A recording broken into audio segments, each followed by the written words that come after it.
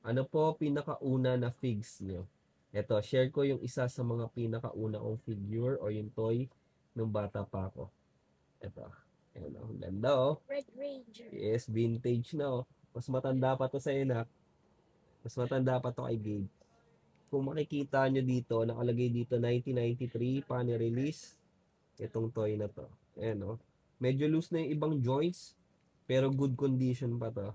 Ayan. Tapos napamana ko na to kay Gabe. Nalaro niya na rin to nung panahon na gusto niya yung mga Power Rangers. Di ba? And Ayan oh. you see the Tyrannosaurus Rex. Ayan oh. May dami na nitong pinagdaanan oh. Kung hindi ako nagkakamali, kinder pa ako nung nakuha ko to. Siguro mga 1995, 1996, mga ganun. 35 years old na ako. Tingnan mo, buhay pa to. Nagamit pa ni Gabe na.